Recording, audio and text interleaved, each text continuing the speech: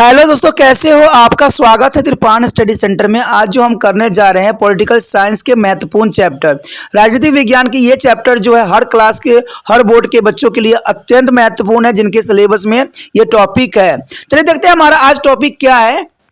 Parliament of India. There is a Parliament of India. Here is a second point here, a function of Parliament. What is the function of the Parliament? There is the most important here. The function and power of the Indian Parliament can be divided into the legislative, executive, financial, and other category. There is a most important power here. Parliament here present. The first is a legislative function. The legislative function here. So basically, the parliament is a law-making body. There is a law-making body of the parliament. In earlier lessons, you have seen that there is a division of power between the center, union, and state. There are three lists: union list, state list, and concurrent list. There is a most important list here: the union list, state list, and concurrent list. Only parliament can we make a law on the subject are mentioned in the union list.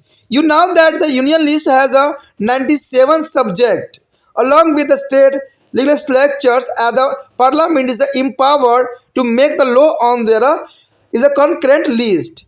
In case both the center as well as the state make a law on the subject the mentioned in the concurrent list, then the central law is prevails upon to the state as a law there in the class between the two. Any subject not mentioned in any list is a residual of power or is a vesting with their parliament. Important topic here is the function of executive. There is the most important parliament, the executive function. In a parliament system of government, there is a close relationship between the legislatures and the executive.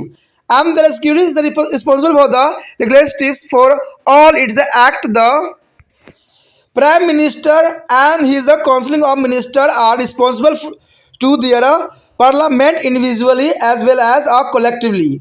The parliament can be dislodged or ministry by passing a vote of non-confidence or by refusing to the endorse a confident motion. In India, this has been happened several times. This happened in 1999 when the Atal Bihari Vajpayee's government lost the confidence motion in the Lok Sabha by just one vote to the resign. There is a most important here, but the non-confident motion or their confidence motion are extreme way of the maintaining accountability of the parliament over to the executive. They are employed in the explanations as a case. Parliament also maintain its control over executive in a routine manner through the several way. Some of them are flow. The first year, the member of parliament can ask questions and supplementary questions regarding any matter connected with the affair of the central government. The first year of every working day of parliament related to be question or in which the ministers have to answer the question arising by the members. And second is here, if the member are not satisfied with the government as an answer, then may be demanded a separate discussion on the subject. The parliament also exercises control over to the executives through a several motion. For example, calling attention, notice or adjustment motion are such a way by which the some recent matter of urgent public important are aside. The government is away and take those motion very seriously because the government as a policy are criticized severely and there is a likely to impact on the is electorate warm to the government would we have a face ultimately. If the motion is a pass, then it is a mean that the government is a censured. This censured is a motion here, the meaning, the motions and this motion implies several is an indictment of the government, but it does not be require resignation of counseling of minister. The Lok Sabha can be expressed its lack of confidence in the executive by disapproving a budget or many bill, even a ordinary bill. The next point here, the financial function. The parliament perform important financial function. It is the custodian of the public money. It controls the entire purse of the central government. No money can be spent without its approval. This approval may be taken before the actually spendings or in the rare case after the spending. The budget is approved by their parliament every year. And the next year, the electoral functions here the elected member of parliament, one member of the electoral colleges of the presidential election. As such, there is a participate in a election of the president of India. They elected the vice president. The Lok Sabha elected the speaker and deputy speaker, and the Rajya Sabha elected the deputy chairman. The next year, power of removal. The condemned high functionaries may be removed from officially of the inactives of parliament.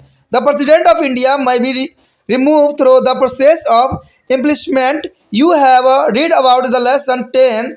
The judge of Supreme Court and High Court can be removed by order of the president, which may be a issue only if a resolution of their removal and passed by the both house of parliament by a special majority.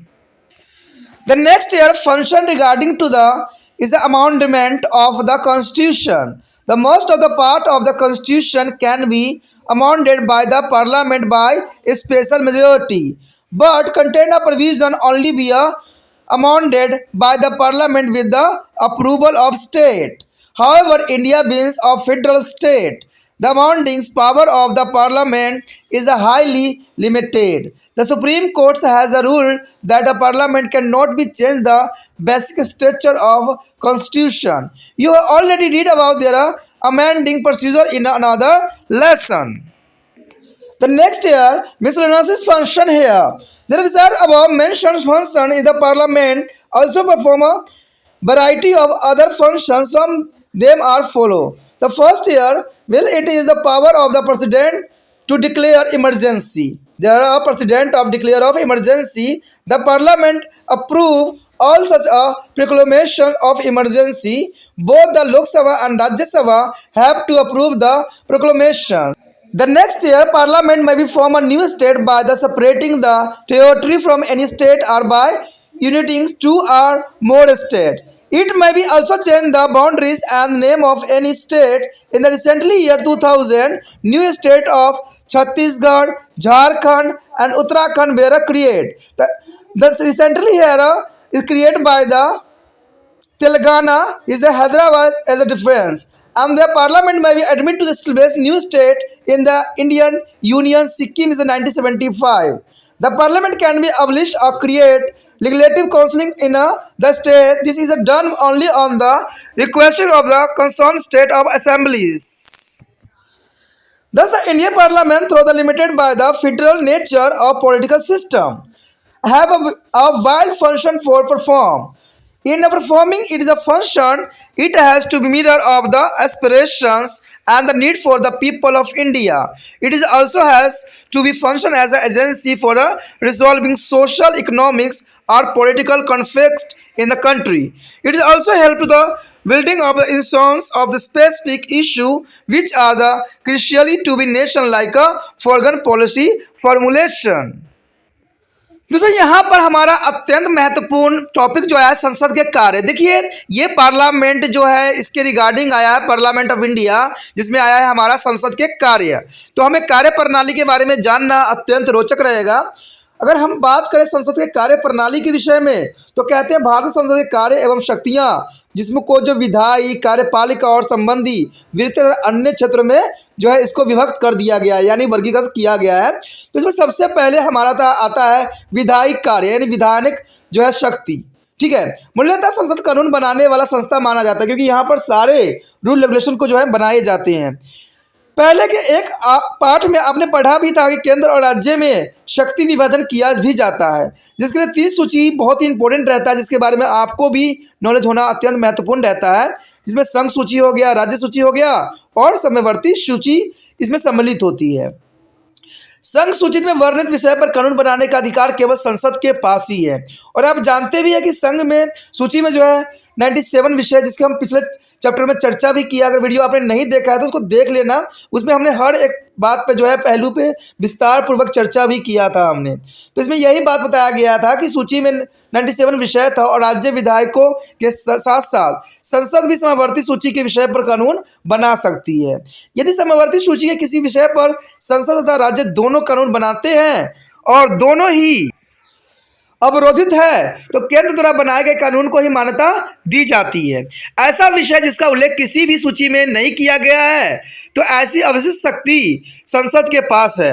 इस प्रकार संसद की कानूनी निर्माण संबंधी शक्तियां बहुत ही विस्तृत देखा जा सकता है। इसके अंतर्गत संघ सूची, समवर्ती सूची तथा कुछ परिस्थितियों में राज्य सूची में भी वर्णित विषय भी आ जाते हैं।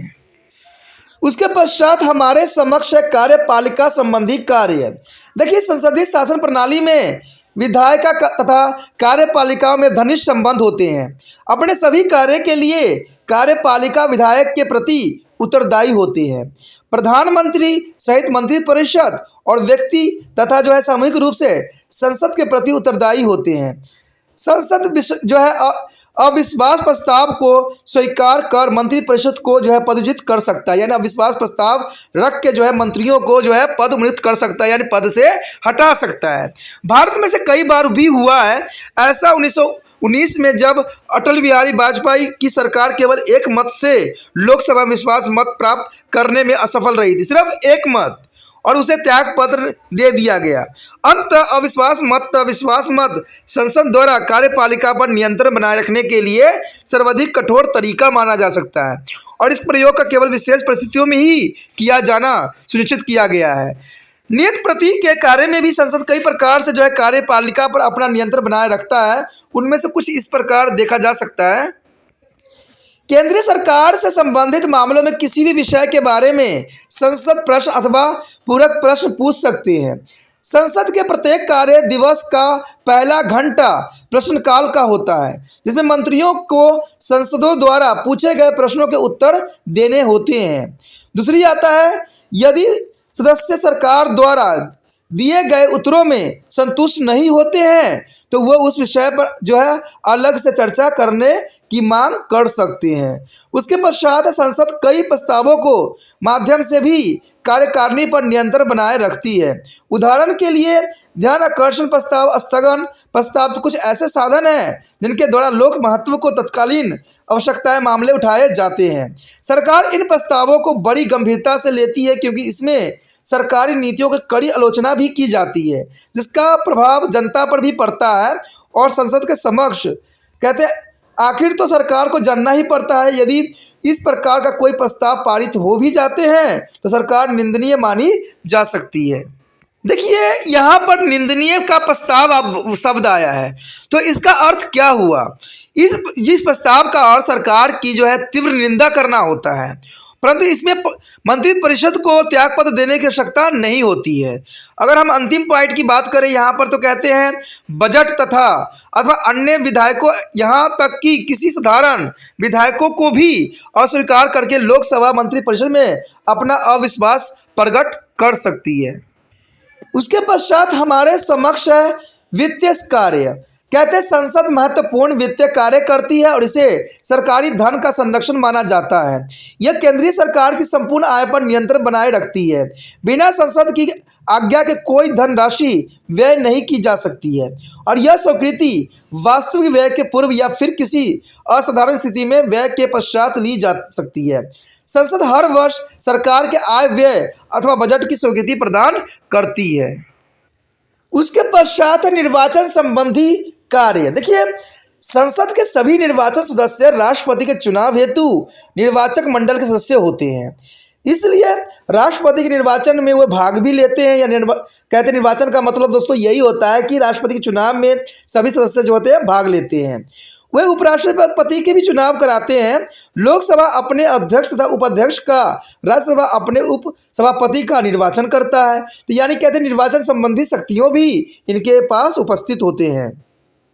उसके पश्चात है पदस्थापित करने की शक्ति, यानी जो है रिमूवल करने की पावर कैसे होती है। संसद की पहल पर कई महत्वपूर्ण जो है उत्तर स्तरीय अधिकारियों को उनके पद से हटाया भी जा सकता है।